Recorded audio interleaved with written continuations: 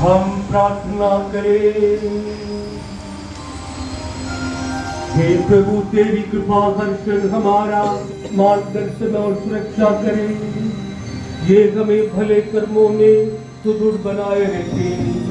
हम ये प्रार्थना करते हैं अपने प्रभु तेरे पुत्र यीशु ख्रीस्त के द्वारा, जो तेरे तथा पवित्र आत्मा के संग एक ईश्वर होकर युगान युग जीते और राज करते।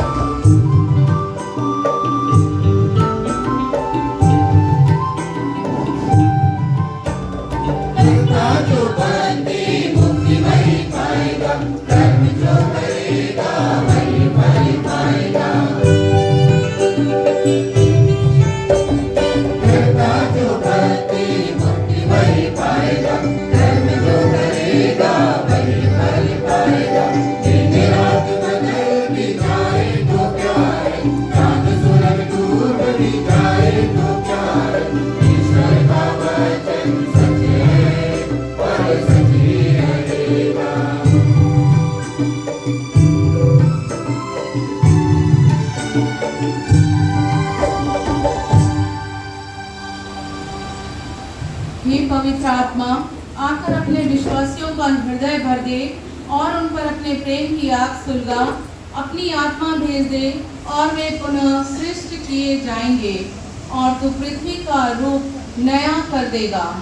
आज सभी बच्चे आध्यात्मिकता में अग्रसर होते हुए प्रथम परम प्रसाद ग्रहण करने आए हैं और आज के इस मंगल दिन में पिता परमेश्वर हमें जो वचन दे रहे हैं, पहले पाठ में वह है प्रज्ञा ग्रंथ अध्याय 7 पद संख्या 7 से 11। इस पहले पाठ में ईश्वर ने राजा सुलेमान से पूछा था कि तुम क्या चाहते हो, और उन्होंने प्रज्ञा और विवेक के लिए प्रार्थना की थी। वह चाहते तो पिता ईश्वर से अथाह धन संपत्ति मांग सकते थे, परंतु प्रज्ञा की प्रेरणा से उन्हें मालूम था कि धन संपदा सब नश्वर है और प्रज्ञा व विवेक से जीवन में सफलताएं अर्जित की जा सकती है। तो आइए धर्म ग्रंथ बाइबल से हम पहला पाठ ध्यान पूर्वक सुने कि राजा सुलेमान ने प्रज्ञा व विवेक प्राप्ति को इतना महत्व क्यों दिया।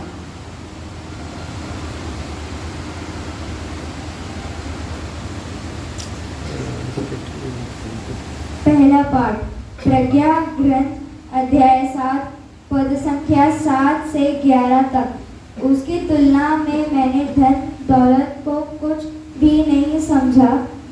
मैंने प्रार्थना की है और मुझे विवेक मिला।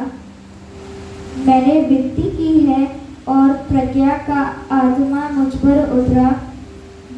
मैंने उसे राजदंड और सिंहासन से ज़्यादा पसंद किया और उसकी तुलना में धन दौलत को कुछ नहीं समझा। मैंने उसकी तुलना अमूल्य रत्न से भी नहीं करना चाहा, क्योंकि उसके सामने पृथ्वी का समस्त सोना मुट्ठी भर बालू के सदृश है और उसके सामने चांदी कीची समझी जाएगी। मैंने उसे स्वास्थ्य और सौंदर्य से अधिक प्यार किया और ज्योति की अपेक्षा उससे ज़्यादा पसंद किया, क्योंकि उसकी दीप्ति कभी नहीं बुझती। मुझे उसके साथ साथ सब उत्तम वस्तुएं मिल गईं और उसके हाथों से अपार धन संपत्ति। प्रभु की वाणी।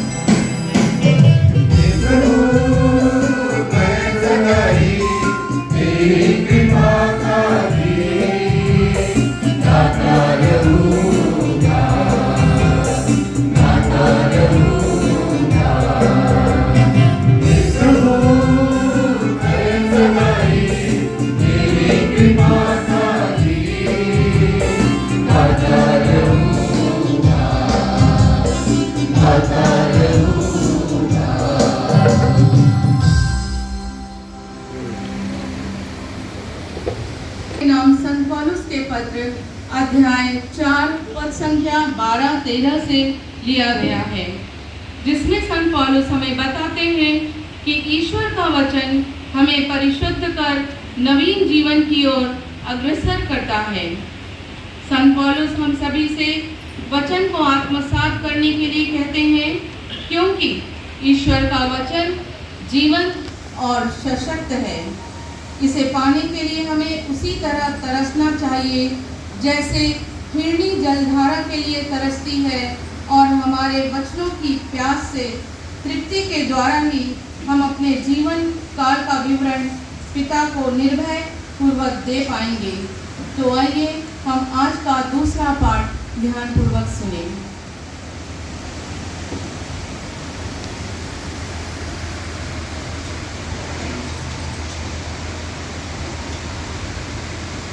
दूसरा पाठ इब्रानियों के नाम का पत्र अध्याय 4 पद संख्या 12 से 13। इब्रानियों के नाम का पत्र अध्याय 4 पद संख्या 12 से 13। ईश्वर का वचन हमारे मन के भाव और विचारों को प्रकट करता है। ईश्वर का वचन जीवन सशक्त किसी भी दुर्धारी तलवार से तेज है। वह हमारी आत्मा के अंतरतम तक पहुंच जाता है और हमारे मन के भाव तथा विचारों को प्रकट करता है। ईश्वर से कुछ भी छुपा हुआ नहीं है। उसकी आंखों के सामने सब कुछ निराकरण और खुला है। उसी को हमें लेखन देना पड़ेगा। यह प्रभु की वाणी है। जय घोष।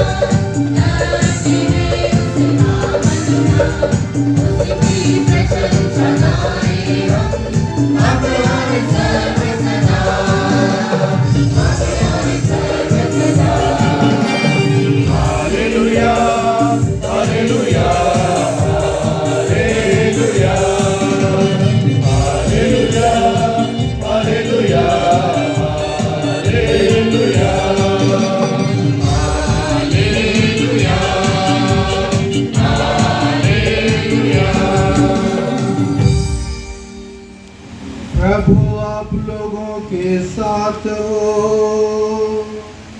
और आपकी आत्मा के साथ। संत मत्ती के अनुसार पवित्र सुसमाचार।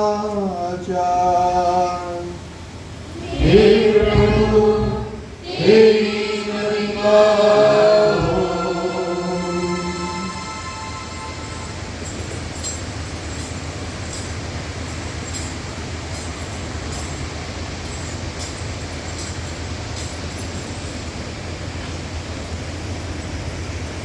अध्याय 10 वचन संख्याएं 17 से 30 तक।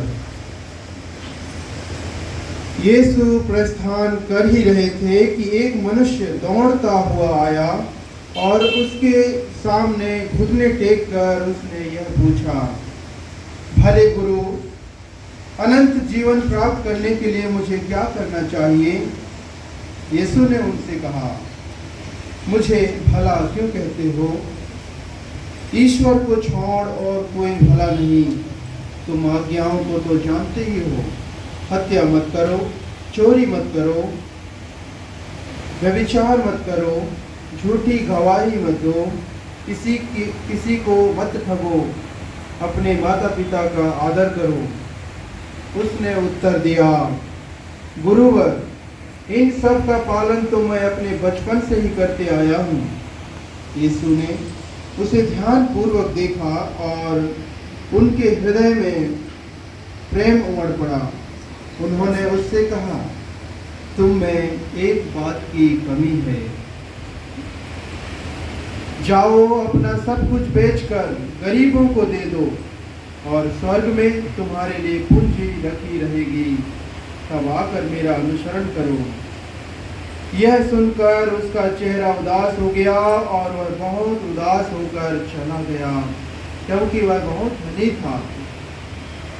यीशु ने चारों ओर दृष्टि दौड़ाई और अपने शिष्यों से कहा, धनियों के लिए ईश्वर के राज्य में प्रवेश करना कितना कठिन होगा। शिष्य यह बात सुनकर चकित रह गए। यीशु ने उनसे फिर कहा, बच्चों, ईश्वर के राज्य में प्रवेश करना कितना कठिन है। सुई के नाके से होकर ऊंट का निकल जाना अधिक सहज है, किंतु धनी का ईश्वर के राज्य में प्रवेश करना कठिन होगा। शिष्य और भी विस्मित हो गए और आपस में कहने लगे, तो फिर कौन बच सकता है। उन्होंने स्थिर दृष्टि से देखते हुए यीशु ने उनसे कहा, मनुष्यों के लिए तो यह असंभव है, ईश्वर के लिए नहीं, क्योंकि ईश्वर के लिए सब कुछ संभव है। तब पेतरुस ने कहा, देखिए, हम लोग अपना सब कुछ छोड़कर आपके अनुयायी